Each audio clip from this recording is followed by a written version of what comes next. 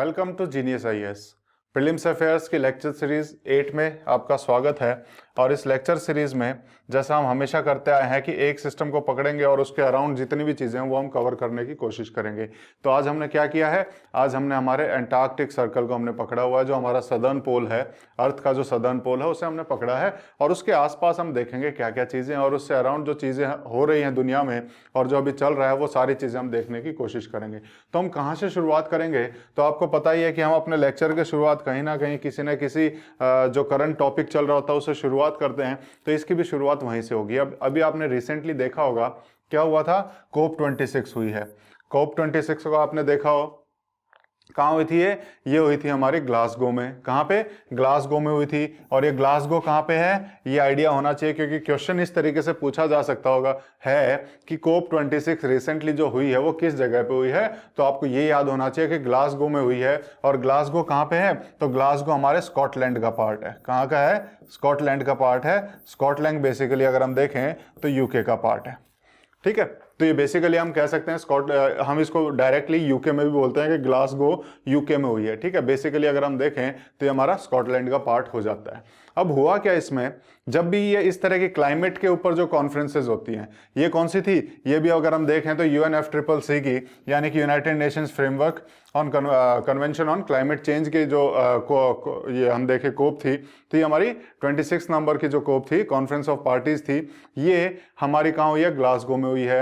जब इस तरह की क्लाइमेट चेंज की जितनी भी अगर हम देखें कॉन्फ्रेंस हुई है, जो मेजर कॉन्फ्रेंसेज अगर हम देखें, मेजर कोप जो हैं, उन्होंने क्या किया है, उस क्लाइमेट चेंज को थोड़ा सा ऐतिहासिक बनाने के लिए, हिस्टोरिकल बनाने के लिए और इस क्लाइमेट चेंज की तरफ सबका ध्यान खींचने के लिए ये क्या करती हैं, जो ग्लेशियर यानी कि ग्लोबल वार्मिंग की वजह से जो हमारा ग्लेशियर जो पिघलते जा रहे हैं, मेल्टिंग जो हो रही है, उसकी तरफ सबका ध्यान खींचने के लिए एंटार्क्टिका में हम देखेंगे कि यहाँ पे अलग अलग जगह पे इनकी नेमिंग करते हैं। तो उसी हिसाब से जब ये COP26 हुई ग्लासगो में, तो ग्लासगो को इन्होंने इंपॉर्टेंस देने के लिए यहाँ पे एक 100 किलोमीटर वाइड बॉडी ग्लेशियर दिखाई देगा, इसका नाम इन्होंने क्या रख दिया, ग्लेशियर रख दिया। ऐसे ही अगर हम पुराने देखें तो यहाँ पे आपको क्या क्या दिखाए जाएंगे, पेरिस क्लाइमेट, अगर हम देखें पेरिस वाली जो कॉन्फ्रेंस हुई थी तो उसको देखते हुए यहाँ पे पेरिस भी रखा हुआ है, इंचियोन रखा है, स्टॉकहोम आपको मिल जाएगा, बाली मिल जाएगा, क्योटो मिल जाएगा, बर्लिन, रियो, जेनेवा, तो ये आपको यहाँ पे मिल जाएंगे। तो इसमें ग्लासगो को हमने नाम दे दिया है। तो हमने कहा नाम दिया है, अंटार्कटिका में। क्यों, क्योंकि यहां से ग्लेशियर्स बहुत ज्यादा पिघल रहे हैं। तो हमारा जो टॉपिक है, हमारा सबसे पहला वो इसी के ऊपर है, मेल्टिंग ऑफ आइस शेल्फ। ठीक है, अब आइस शेल्फ और अगर हम देखें ग्लेशियर, इन दोनों में क्या अंतर है ये भी आपको पता होना चाहिए। आइस शेल्फ क्या है और ग्लेशियर क्या है, हम थोड़ी देर में देखने वाले हैं, इनका अंतर आपको समझ में आएगा। तो हम मेल्टिंग की तरफ चलते हैं। जब हम मेल्टिंग की तरफ देखेंगे तो हम एक बेसिन का नाम, अभी रिसेंट एक स्टडी हुई जिसमें गेट्स बेसिन के बारे में बताया गया कि ये गेट्स बेसिन जो है बहुत ज्यादा तेजी से पिघल रहा है। अब ये गेट्स बेसिन कहाँ पे है, इसकी लोकेशन क्या है, ये भी इंपॉर्टेंट हो जाता है। तो गेट्स बेसिन की लोकेशन अगर हम देखेंगे तो ये आपको यहाँ पे दिखाई देगी, ये आपका गेट्स बेसिन है। और यहाँ पे अगर हम देखेंगे तो यहाँ पे अलग अलग चीजें दिखाई देंगी, हम धीरे धीरे सबको कवर करने वाले हैं। अभी आपको सिर्फ क्या देखना है इसमें, ये यहाँ पे आपका गेट्स बेसिन है। इसमें अगर हम देखें तो गेट्स बेसिन अगर हम देखें, ये किसका पार्ट है, एंटार्क्टिका के सबसे लार्जेस्ट जो आइस शेल्फ है, ये वाला आइस शेल्फ जो है इसका एक पार्ट है गेट्स बेसिन। तो ये किस फोर्स से, बेसिकली ये ओशियनिक फोर्सिंग की वजह से क्या हो रहा है, बेसिकली बहुत जल्दी से पिघलता जा रहा है। किस तरीके से पिघल रहा है, तो यहां पे अगर आपको दिखाई देगा ये कहां से, नीचे की तरफ से पिघल रहा है। अब ये नीचे की तरफ से कैसे ग्लेशियर पिघल रहे हैं, कैसे ये आइस शेल्फ पिघल रहे हैं, इसके बारे में हमें जानना जरूरी होता है और इससे रिलेटेड कॉन्सेप्ट हमें समझना बहुत जरूरी हो जाता है। जैसे अगर हम देखने की कोशिश करें, ये हम समझेंगे कि कैसे ये पिघल रहे हैं। इसमें अगर आप देखें तो ये आपका आइस शेल्फ हो गया, ये हम देखें ये आइस शेल्फ है। यहाँ पे क्या है, ऊपर की तरफ तो ठंडा पानी है लेकिन नीचे की तरफ से वार्म वाटर आ रहा है, सी वाटर जो है नीचे की तरफ वार्म वाटर है। अब ये वार्म वाटर क्या करेगा, ये धीरे धीरे इसको पिघलाना शुरू करता है। यहाँ पे जब ये यहाँ से वार्म वाटर आएगा, इधर से जब पानी जाएगा तो इधर धीरे धीरे पिघलाना शुरू करेगा और इसका जो नीचे की परत है उसको ऐसे नीचे पिघलाता हुआ आगे की तरफ चले जाता है। अब यहाँ पे दो तीन चीजें आपको पता होनी चाहिए कि सबसे पहले अब मैं बताऊंगा ग्लेशियर क्या है और आइस शेल्फ क्या है। ग्लेशियर क्या होता है, जो लैंड मास के ऊपर जो आइस जमी हुई है, लैंड मास के ऊपर जो आइस जमी हुई है उसे तो हम बोलेंगे ग्लेशियर। और जो वाटर बॉडी के ऊपर जो वाटर बॉडी के ऊपर आइस का जो मिलेगा वो उसको हम क्या बोलेंगे, आइस शेल्फ। ठीक है, उसको हम क्या बोल देंगे, उसको हम बोलेंगे आइस शेल्फ। तो ये दोनों आपको अंतर पता होने चाहिए, आइस शेल्फ क्या होता है, ग्लेशियर क्या होता है, क्योंकि कई जगह पे आपको आइस शेल्फ लिखा हुआ दिखाई देगा और कई जगह ग्लेशियर लिखा हुआ दिखाई देगा। तो इन दोनों में कहीं कंफ्यूजन ना रहे, तो सबसे पहले मैं इसी में अंतर बता देना चाह रहा था कि ग्लेशियर क्या होगा, आइस शेल्फ क्या होगा। अब हम आगे की बात करते हैं। अब हो क्या रहा है, जैसे जैसे वार्म वाटर इधर आता है, ये क्या हो रहा है, नीचे से पिघलता जा रहा है। अब जहां तक, ध्यान रखना, उस पॉइंट तक जहां तक वो बर्फ जमीन से जुड़ी हुई है और जहां से वो अलग हो रही है, उस पॉइंट को हम बोलते हैं ग्राउंडिंग लाइन। क्या बोलेंगे उसे हम, ग्राउंडिंग लाइन। ये देखो कैसे ग्राउंडिंग लाइन आपकी खिसकती हुई दिखाई दे रही है इसमें, कि यहां पहले यहां तक ये जुड़ी हुई थी, लेकिन अब ये यहां तक जुड़ी हुई है। यानी जहां पे वो जमीन पे रेस्ट कर रही है, उस पॉइंट से अगर हम देखें तो उस पॉइंट को हम बोलते हैं ग्राउंडिंग लाइन। और ये ग्राउंडिंग लाइन हमारी पीछे की तरफ खिसकते जा रही है। तो कई बार न्यूज़पेपर में आपको ये चीज देखने को मिल सकती है कि आइस शेल्फ की जो ग्राउंडिंग लाइन है वो पीछे की तरफ खिसकती जा रही है। तो इससे क्या मतलब निकलेगा, अब शायद आप समझ पाएंगे कि ग्राउंडिंग लाइन का मतलब क्या होता है और वो कैसे खिसकती जा रही है और उसकी वजह से हो क्या रहा है। अब होगा क्या, जब ये ग्राउंडिंग लाइन पीछे की तरफ खिसकेगी तो यहां पे क्या ये अपना इतना वजन यहां पे झेल पाएगा, नहीं झेल पाएगा। तो क्या करेगा, ये यहां से टूटना शुरू करेगा, और जो टूटना होता है उसको हम बोलते हैं काविंग। क्या बोलते हैं, काविंग। ठीक है, और इसीलिए अगर हम देखेंगे, रिसेंटली हमने न्यूज में देखा था कि एक आइसबर्ग आइस शेल्फ जो टूट जाए वो आइसबर्ग हो गई। आइस शेल्फ जो टूट जाए वो क्या हो गई, आइसबर्ग हो गई। तो हमने देखा है कि लार्जेस्ट आइसबर्ग हमें दिखाई दिया। लार्जेस्ट आइसबर्ग मतलब वो टूट गया है आइस शेल्फ से। तो लार्जेस्ट जो टूटा है अभी तक का वो कौन सा है, A76 है। उसका एरिया अगर आप देखो 4320 यानी 4320 स्क्वायर किलोमीटर, इतना बड़ा एरिया टुकड़ा जो है टूटा है। और ये कैसे टूटा है, इसी ग्राउंडिंग की वजह से। और ग्राउंडिंग हमारी जो पीछे की तरफ होती चली जा रही है, इसकी वजह से क्या होगा, ये यहाँ पे वजन झेल नहीं पाएंगे, और वजन झेल नहीं पाएंगे तो क्या होगा, यहां से टूटेगा, और टूटेगा तो ये आइसबर्ग बन जाएंगे। तो इनको क्या बोलेंगे, इनको बोलेंगे कार्व्ड आइसबर्ग्स। क्या बोलेंगे, कार्व्ड आइसबर्ग्स बोलेंगे। और ये कहां पे है, ये A76। ध्यान रखना कौन सा अभी लार्जेस्ट जो टूटा है, ये हमारा A76 है। अब आप पूछेंगे ये A76 कैसे हो गया, यानी कि इससे पहले 75 हो गए होंगे। बिल्कुल, आपका मानना एक तरीके से सही है, A सीरीज में 75 हो गए होंगे, लेकिन इसके अलावा और सीरीज भी हैं। कैसे ये सीरीज में इनकी नेमिंग चलती है, ये भी मैं आपको थोड़ा सा आइडिया दे देता हूं। हालांकि एग्जाम में नेमिंग नहीं पूछेंगे, लेकिन फिर भी आपको इसका आइडिया होना चाहिए कि कैसे नेमिंग हो रही है, ताकि आपको जब भी नेक्स्ट टाइम कोई आइसबर्ग दिखाई दे और उसका नाम दिखाई दे, आपको समझ में आ जाए कहां से टूटा होगा। तो बेसिकली इसको हमने 4 हिस्सों में तोड़ा हुआ है। तो यहां से 0 डिग्री से हम शुरू करते हैं। ठीक है, यहां पे अगर हम देखें, ये वेस्टर्न पार्ट है, ईस्टर्न पार्ट है। यहां पे इस क्वाड्रेंट को हमने नाम दिया A, इस क्वाड्रेंट को नाम दिया हुआ है B, इस क्वाड्रेंट को नाम दिया हुआ C, और इसको नाम दिया हुआ D। अब यहां से अगर कोई भी टूटेगा तो वो उसका जो प्रीफिक्स होगा वो A होगा, और इस क्वाड्रेंट से अगर कोई भी अगर आइसबर्ग दिखाई देगा उसका प्रीफिक्स B होगा। इस क्वाड्रेंट से कोई भी आइसबर्ग दिखाई देगा तो उसका प्रीफिक्स क्या होगा, C होगा, और यहां पे D होगा। अभी मैंने बोला है A76, तो वो कहां से टूटा होगा, बिल्कुल आपने सही अंदाजा लगाया, वो इस क्वाड्रेंट में कहीं ना कहीं से टूटा होगा। और कहां से टूटा है तो एग्जैक्ट मैं भी आपको बता देता हूं। ये जो आपको रोने आइस शेल्फ दिखाई दे रहा है, यहां का एरिया ये टूटा हुआ है। रोने आइस शेल्फ से ये अलग हुआ हमारा A76। क्लियर है। और ये अभी तक का लार्जेस्ट आइसबर्ग है जो वहीं पे अभी कह सकते हैं कि फ्लोट कर रहा है। कहां पे फ्लोट कर रहा है उसका भी आपको पता होना चाहिए। या अगर हम यहां देखें तो ये कौन सा सी दिखाई दे रहा है, वेडल सी। तो वेडल सी में है, तो इसीलिए ये भी इंपॉर्टेंट हो जाता है कि वेडल सी कहां पे है। तो वेडल सी का भी पता होना चाहिए, इसको भी हम देखेंगे कि ये वेडल सी हमारा अंटार्कटिका में है। और इसी के साथ साथ एक सी और पता होना चाहिए जिसका नाम है रॉस सी। क्या नाम है, रॉस सी। ये दो हमें इसके बारे में पता होने चाहिए। तो A76 अभी कहां पे है, वेडल सी में। वेडल सी कहां पे है, तो यहां पे आपको दिख जाएगा A क्वाड्रेंट में, यानी कि नदर्न साइड में, हमारा इस साइड में। तो हमें इसके बारे में इतना पता होना चाहिए। अब इसी में जब हम अंटार्कटिका पढ़ रहे हैं तो एक और चीज आपके दिमाग में आएगी कि आपने न्यूज में कहीं ना कहीं एक चीज सुनी होगी जिसे हमने बोला डूम्सडे ग्लेशियर। क्या बोला, डूम्सडे ग्लेशियर। तो ये डूम्सडे ग्लेशियर क्या है, इसको ये किसका नाम है, तो बेसिकली वहां पे एक ग्लेशियर है जिसका नाम है थ्वेट्स ग्लेशियर।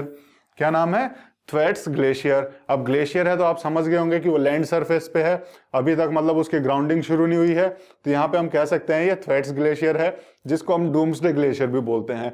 तो ये, लेकिन ये किस लिए चर्चा में है, क्योंकि ये बहुत तेजी से पिघल रहा है। क्या हो रहा है यहाँ पे, बहुत तेजी से पिघल रहा है। अगर अभी मैंने थोड़ी देर पहले बताया था कि गेट्स बेसिन में बहुत तेजी से पिघल रहा है नीचे, और ये उसी के पास का एरिया है।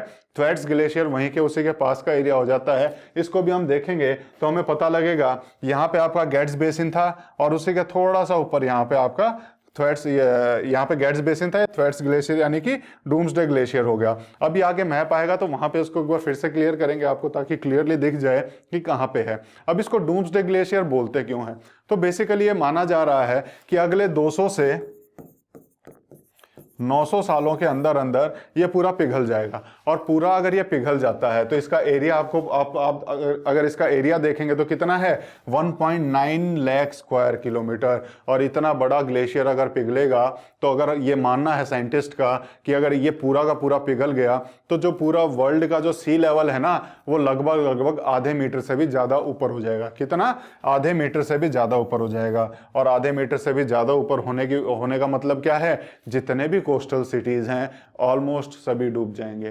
तो इसीलिए इसको बचाना भी जिम्मेवारी हो जाती है। तो यहाँ पे ये डूम्सडे ग्लेशियर इसीलिए बोला जाता है इसका, कि बहुत बड़ा खतरा आ जाएगा अगर ये पूरा पिघल गया तो। और इसका क्या नाम है, थ्वेट्स ग्लेशियर। तो ये चीजें आपको पता होनी चाहिए। A76 ग्लेशियर कहां से टूटा था, अंटार्कटिका में। कौन से, रोने शेल्फ से। रोने शेल्फ में हमने देखा था कि लार्जेस्ट आइसबर्ग कौन सा है, ए। अभी कौन से सी में है, वेडल सी में। वेडल सी कहाँ है, अंटार्कटिका में।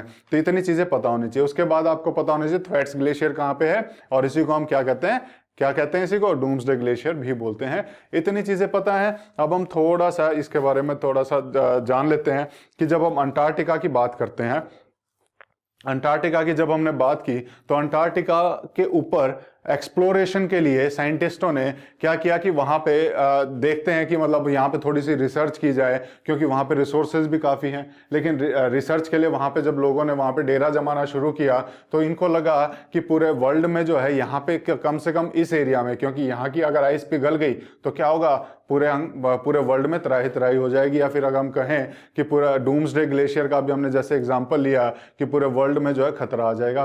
तो यहाँ पे इन्होंने क्या किया, एक ट्रीटी कर ली कि यहाँ पे जो भी रिसर्च करने आएंगे शांति के साथ अपनी रिसर्च करेंगे। तो इस ट्रीटी का नाम है एंटार्कटिका ट्रीटी।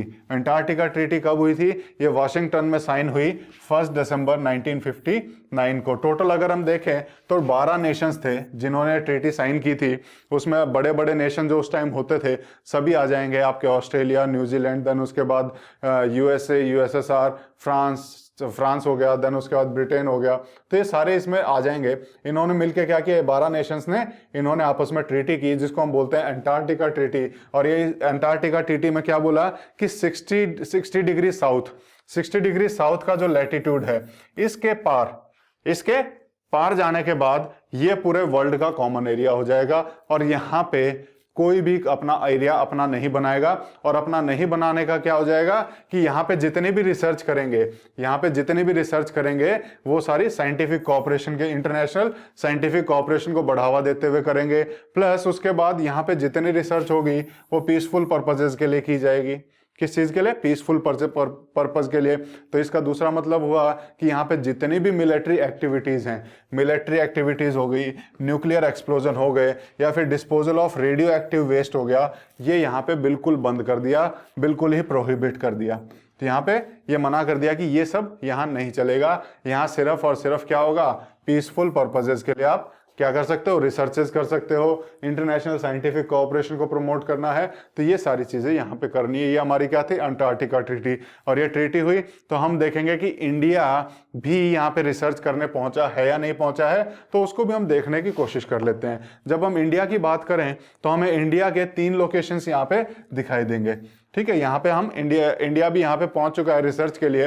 तो बेसिकली अब हम इसे देखने की कोशिश करते हैं कि इंडिया ने कहाँ कहाँ स्टेशन बनाए हैं। अभी रिसेंटली अगर आप देखें तो शायद आरपीएससी ने आरएएस में ये क्वेश्चन पूछा हुआ है, आरएएस के एग्जाम में पूछा था कि अंटार्कटिका के अभी प्रेजेंटली कौन कौन से रिसर्च स्टेशंस अंटार्कटिका में हैं जो अभी भी एक्टिव हैं। तो ये आपको ध्यान रखना है कि इस तरह की जो इंफॉर्मेशन होती है वो एग्जाम के लिए बड़ी इंपॉर्टेंट हो जाती है। अगर हम देखें तो फर्स्ट टाइम अंटार्कटिका में इंडिया कब पहुंचा था, तो फर्स्ट टाइम आपको पता होना चाहिए कि फर्स्ट टाइम इंडियन फ्लैग कब 1981 में अंटार्कटिका में पहुंचा है। तो 1981 में फर्स्ट टाइम इंडिया पहुंचा है।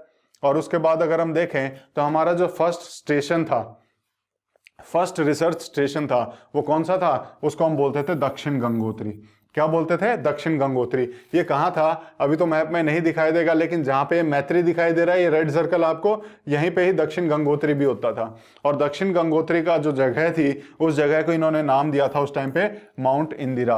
और माउंट इंदिरा ही नहीं पता होना चाहिए, आपको ये भी पता होना चाहिए कि ये जो एरिया है उसका नाम क्या है। तो उसका नाम है आपका क्वीन मॉड लैंड। क्या नाम है, क्वीन मॉड लैंड। आपको दिखाई नहीं दे रहा होगा, मैं लिख देता हूं, क्वीन मॉड लैंड। ये एरिया है जहां पे हमने क्या बनाया, दक्षिण गंगोत्री बनाया। कब बनाया था, 1983 में। लेकिन उसके बाद अगर हम देखें तो 1989 में, क्योंकि ये आधा बर्फ से ढक गया था, और आधा बर्फ से ढकने के कारण क्या हुआ, इसको हमने 1983 में खाली कर दिया, और 1989 में इसको खाली कर दिया, और 1990 में हमने इसको डीकमीशन कर दिया। 1990 में इसको डीकमीशन कर दिया। लेकिन जब 1989 में इसको खाली किया, उसी के साथ साथ हमने दूसरा एक अपना रिसर्च स्टेशन बनाया 1989 में ही। तो 1989 में जो दूसरा रिसर्च स्टेशन बनाया वो कहाँ बनाया, मैत्री। तो और मैत्री भी अगर हम देखें तो यहीं आपको दिख जाएगा, ये इसी के पास में ही है, जहां पे अगर हम दक्षिण गंगोत्री था उसी के पास में हमने मैत्री स्टेशन भी बनाया। और ये मैत्री स्टेशन अगर हम देखें तो यहाँ पे क्या है, इसके साथ में एक लेक भी है, उस लेक का नाम क्या रखा, लेक प्रियदर्शनी रख दिया। ठीक है, तो इसी के सामने लेक प्रियदर्शनी हमने नाम रख दिया, ये आपको पता होना चाहिए। अब इसके बाद अगर हम देखें जो हमारा तीसरा स्टेशन है जो आज भी लाइव है, एक तो मैत्री लाइव है, अभी भी चल रहा है, यहाँ पे रिसर्चेज चल रही हैं, इसका फोटो आप देख सकते हैं, ये आपके मैत्री रिसर्च स्टेशन का फोटो है। मैत्री रिसर्च स्टेशन का यहाँ पे फोटो दिखाई देगा। उसके अलावा तीसरा क्या है, तीसरा आपको भारती दिखाई देगा। ठीक है, ये भारतीय रिसर्च स्टेशन है। और भारतीय अगर आप देखेंगे तो भारतीय आपको कहां दिखाई देगा, इस साइड दिखाई देगा। ये आपका भारतीय रिसर्च स्टेशन है, इसमें आपके अंटार्कटिका में। इतनी चीजें इसके बारे में पता होनी चाहिए। एक छोटी सी नॉलेज इसमें आप एक और ले लीजिए कि यहाँ पे जब दक्षिण गंगोत्री जब आया था तो उस टाइम पे इंडिया पोस्ट ऑफिस भी यहाँ पे खोल दिया था। कौन सा, इंडिया पोस्ट ऑफिस भी हमने अंटार्कटिका में खोल दिया कि यहाँ पे अगर इनको चिट्ठी उट्ठी पहुंचानी है तो कैसे पहुंचाएंगे। तो यहाँ पे इंडिया पोस्ट ऑफिस भी खोला। और यहाँ पे अगर हम देखें तो 1984 में दक्षिण गंगोत्री में एस्टेब्लिश किया। लेकिन अब आप बोलेंगे दक्षिण गंगोत्री तो हमने डीकमीशन कर दिया, उसे तो खत्म कर दिया है, अब कहाँ पे है, तो अब यही इंडिया पोस्ट ऑफिस जो है हमने कहां पे कर दिया है, ये मैत्री में कर दिया है। तो मैत्री में हमने शिफ्ट कर दिया है। तो हमारा जो इंडिया पोस्ट ऑफिस चल रहा है वो मैत्री में चल रहा है। और उसके बाद अगर हम देखें तो हमारा भारतीय हो जाएगा। इसको याद करने का क्या तरीका है, आप याद कर सकते हैं एमबीडी से। कैसे, एमबीडी से। एमबीडी की बुक्स तो सभी ने पढ़ी होंगी अपनी छोटी क्लासेस में, तो एमबीडी से आप इसको याद कर सकते हैं। तो इतना आपको पता होना चाहिए। यहाँ पे अगर आप देखें तो ये दोनों आपके लाइव हैं, जो तीसरा बच गया वो आपका डीकमीशन हो चुका है। एम से मैत्री, बी से भारती और डी से दक्षिण गंगोत्री। तो इतना चीजें आपको पता होना चाहिए। दक्षिण गंगोत्री पहले था, आज नहीं है, इसका इतने बारे में आइडिया होना चाहिए। अभी राजस्थान में शायद ये पूछ लिया गया था एग्जाम में, और बोला था कि कौन कौन से अभी हमारे चल रहे हैं, तो हमें मैत्री और भारती यहाँ से पता होना चाहिए था, हमारा आंसर वहां से ठीक हो जाता। अब उसके बाद अगर हम देखें यहाँ पे रिसर्च के लिए, अगर यहाँ पे इंडिया की तरफ से कोई वेसल आया है कि नहीं, कोई शिप आई है कि नहीं, तो वो भी हमें पता होनी चाहिए। अभी रिसेंटली है एक वेसल हमारी जो है बेसिकली न्यूज में थी, तो उसका नाम क्या था, तो वो आपको आइडिया होना चाहिए, वो नाम था सागर निधि। क्या नाम था, सागर निधि वेसल। सागर निधि वेसल पहली ऐसी शिप थी जिसने 66 डिग्री साउथ, जिसने, कहां लिखूं, यहां लिख देता हूं, जिसने 66 डिग्री साउथ इसको क्रॉस किया था। तो सागर निधि पहली ऐसी रिसर्च वेसल थी जिसमें इंडियन फ्लैग्ड रिसर्च वेसल थी जिसने 66 डिग्री साउथ को क्रॉस किया था। तो इसके बारे में भी, इस वेसल के बारे में भी पता होना चाहिए। ये कैसी वेसल है, तो ये बेसिकली ओशियन रिसर्च वेसल है। ठीक है, ORV जिसे हम शॉर्ट फॉर्म में लिखते हैं। तो सागर निधि जब भी आप लिखोगे तो उसके सामने आपको ORV दिखाई देगा। तो ORV का क्या मतलब है, ocean research vessel, deep ocean research के लिए बनाई गई है। और इसको अगर हम देखें तो नाम क्या है, सागर निधि। और इंडिया की पहली ऐसी शिप है जिसने 66 डिग्री साउथ को किया था अपने पुराने टाइम में। ठीक है, तो ये यहाँ पे इतना इसके बारे में आइडिया होना चाहिए। अब थोड़ा सा आइडिया हम अंटार्कटिका के बारे में भी लेते हैं कि अंटार्कटिका है क्या चीज़, यहाँ पे क्या क्या है क्या नहीं है, थोड़ी सी इसकी जोग्राफिकल लोकेशन का भी थोड़ा आइडिया ले लेते हैं। तो बेसिकली अगर हम देखें तो ये आपका साउथ पोल है यहाँ पे, ठीक है। आपका जो बेसिकली अगर हम देखें तो अर्थ का सदर्न पोल अंटार्कटिका में ही है, यहाँ पे आपको सदर्न पोल दिखाई दे जाएगा। उसके बाद इस अंटार्कटिका को हम व्हाइट कंटिनेंट भी बोलते हैं। क्या बोलते हैं? व्हाइट कंटिनेंट भी बोलते हैं। क्यों? क्योंकि हमेशा बर्फ से ढका रहता है और बर्फ से ढका रहने के कारण इसे हम क्या बोलते हैं? व्हाइट कंटिनेंट भी बोलते हैं। इसके बारे में एक छोटी नॉलेज, और ये छोटी छोटी नॉलेज हम कई बार है ना स्किप कर देते हैं जब पढ़ते हैं। क्यों? क्योंकि हमें लगता है कि हम बड़े एग्जाम के लिए तैयारी करते हैं तो बड़ी बड़ी इंफॉर्मेशन हमारे पास होनी चाहिए। छोटी छोटी इंफॉर्मेशन को हम थोड़ा सा जनरली कई बार हमसे स्किप हो जाती हैं, तो वो सारी चीजें भी हम कवर करते हुए चल रहे हैं। जैसे ये अंटार्कटिका की बात करें तो ये हमारा 5th लार्जेस्ट कंटिनेंट हो जाता है। टोटल कितने कंटिनेंट है हमारे? टोटल 7 कंटिनेंट्स हैं। टोटल 7 में से 5th लार्जेस्ट ये है। तो इसके बाद 6th और 7th कौन सा हुआ वो भी हमें पता होना चाहिए। 6th आपका हो जाएगा कौन सा? 6th आपका हो जाएगा यूरोप, और 7th कौन सा हो जाएगा? 7th आपका हो जाएगा ऑस्ट्रेलिया। इतना आपको पता होना चाहिए इसके बारे में। और ये कहा जाता है कि ये जो अंटार्कटिका है ये ऑस्ट्रेलिया से लगभग डबल साइज का है, ठीक है। तो इसके बारे में इतने आइडिया होना चाहिए। 5th आपका क्या हो जाएगा? 5th आपका अंटार्कटिका हो जाएगा, 6th यूरोप हो जाएगा, 7th ऑस्ट्रेलिया हो जाएगा। इसका तो 5th लार्जेस्ट ही हो गया। यहाँ पे कोई कोस्टल प्लेन है नहीं। क्यों नहीं है? बर्फ से ढके हुए हैं, ठीक है। तो कोस्टल प्लेन ऐसा कोई यहाँ पे दिखाई नहीं देता है। और उसके बाद अगर हम देखें यहाँ पे ये जो अंटार्कटिका का जो पेनिनसुला है, ये पेनिनसुला दिखाई दे रहा है। पेनिनसुला क्या है? पेनिनसुला क्या होता है? जो आपका बेसिकली वाटर बॉडी की तरफ स्ट्रेच्ड लैंड मास होता है उसको हम पेनिनसुला बोलते हैं, जो 3 साइड से आपको पानी से घिरा हुआ दिखाई देगा, तो उसको हम क्या बोल देंगे? पेनिनसुला। तो ये अगर हम देखें अंटार्कटिका का जो पेनिनसुला है, ये हम कह सकते हैं कि यहाँ पे आपको माउंटेन रेंजेस दिखाई देंगी।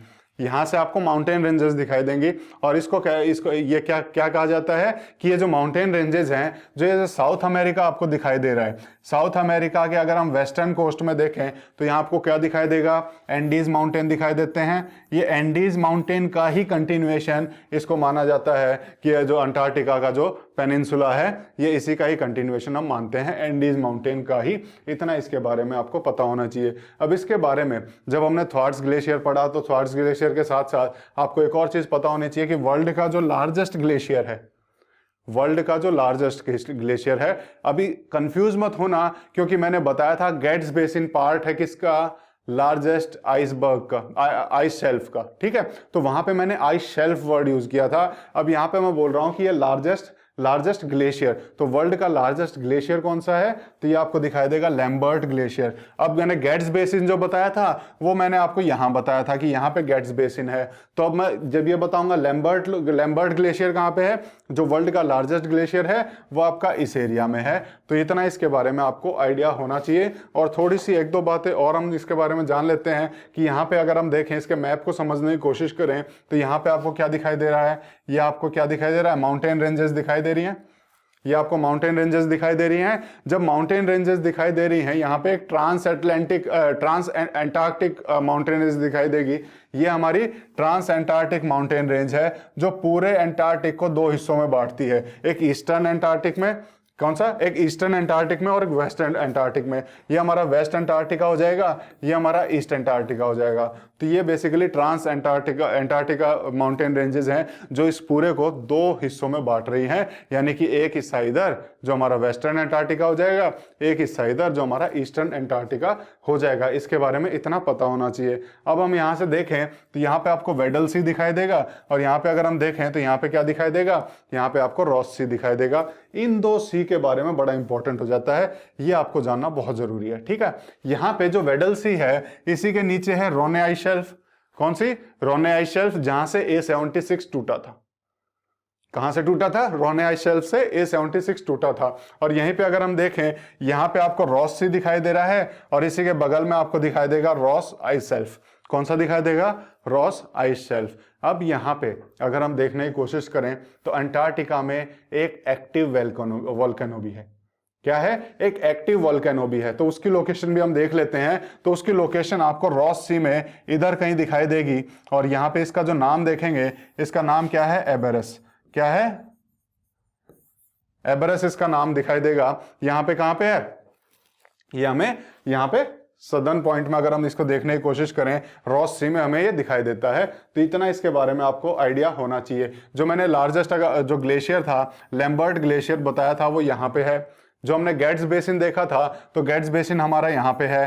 थ्वार्ड ग्लेशियर अगर हमने देखा था, तो थ्वार्ड ग्लेशियर हमारा यहाँ पे है। तो इतना इसके बारे में आइडिया होना चाहिए। यहाँ की जो सबसे ऊंची पीक है, माउंटेन पीक, वो कौन सी है, तो उसके बारे में भी जान लेते हैं। यहाँ पे अगर आपको दिखाई दे रही हो, ये है माउंटेन के, ये विंसन है, विंसन पीक जिसे हम कहेंगे।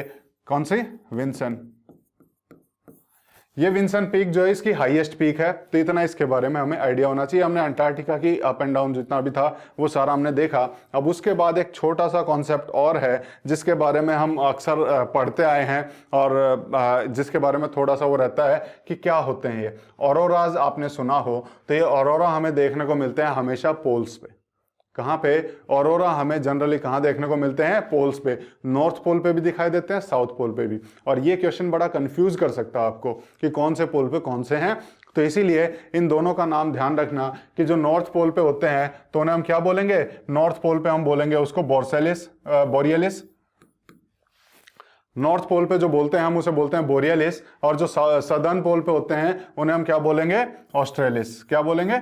ऑस्ट्रेलिस। तो ये हमें पता होना चाहिए। सदर्न पोल पे जो ऑरोरा हो रहा है उसे हम ऑस्ट्रेलिस बोल रहे हैं, और नॉर्दर्न पोल पे जो होगा उसे हम क्या बोलेंगे? उसे हम बोलेंगे बोरियलिस। तो इतना इसके बारे में आइडिया होना चाहिए। अब ये ऑरोरा होता क्या है ये भी देख लेते हैं। ये लाइटिंग आपको दिखाई दे रही है, तो इस तरह की खूबसूरत सी लाइटिंग जब आकाश में दिखाई दे रही है, इसी को ऑरोरा बोल रहे हैं। लेकिन ये हो कैसे रहा है, तो उसके बारे में भी जानने की कोशिश करते हैं। होगा क्या, ये जो सन का जो कोरोना है, सन की जो आउटर अगर हम देखें बाउंड्री, उसको हम कोरोना बोल रहे हैं, जहां से बेसिकली बहुत हाई टेम्परेचर होता है वहां भी। वहां से क्या हो रहा है, पूरी ये क्या निकल रही है? सोलर विंड्स निकल रही हैं। और ये सोलर विंड्स निकल के जब अर्थ की तरफ आएंगी तो अर्थ में क्या है? ये मैग्नेटिक फील्ड है।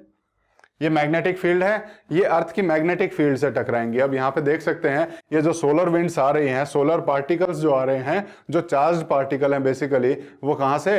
वो सन की तरफ से आ रहे हैं। और इंडिया में अगर हम आएंगे तो इंडिया में अर्थ के मैग्नेटिक फील्ड पे आके टकरा रही हैं। और मैग्नेटिक फील्ड पे आके टकरा के एक आधी आए तो चल जाएगा, लेकिन ये पूरी भयंकर तरीके से वहां से आती हैं। तो ये मैग्नेटिक फील्ड को भी डिस्टर्ब करती है, मतलब एक तरह से कहीं ना कहीं उसको तोड़ने की कोशिश करती हैं। और जब अंदर घुसेंगे इस मैग्नेटिक फील्ड को तोड़ के, तो यहाँ इस मैग्नेटिक फील्ड के जरिए इनको यहाँ तक पहुंचना बड़ा आसान हो जाता है। और ये कहाँ तक पहुंच पाती हैं? पोल्स तक पहुंचती हैं। और पोल्स पे जब ये आते हैं चार्ज पार्टिकल, यहाँ के हमारे एटमॉस्फेयर से जब रिएक्ट करेंगे, तो क्या होगा? यहाँ पे जो इलेक्ट्रॉन है हमारे एयर मॉलिक्यूल से हिट करते क्या हो जाएगा? हमारे जो एयर मॉलिक्यूल्स हैं, हमारे एटमॉस्फेरिक जो मॉलिक्यूल्स हैं, वो क्या हो जाएंगे? एक्साइट हो जाएंगे। वो बेसिकली लाइट एमिट करना शुरू कर देंगे। और ये जब लाइट एमिट करेंगे तो ये कुछ इस तरह का दिखाई देता है।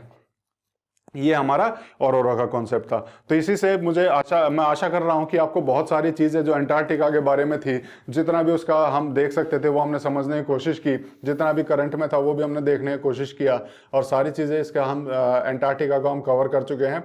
तो आशा कर रहा हूं कि ये सीरीज हमारी आपको पसंद आ रही होगी। तो इसीलिए चैनल को लाइक करते रहिए, सब्सक्राइब करते रहिए और जुड़ते रहिए हमारे साथ। ऐसे ही प्रीलिम्स कॉन्सेप्ट हम आपके लिए और लाते रहेंगे, जो आपके प्रीलिम्स में बहुत सारी हेल्प करने वाले हैं। तो आज का लेक्चर यहीं खत्म करते हैं। Thank you.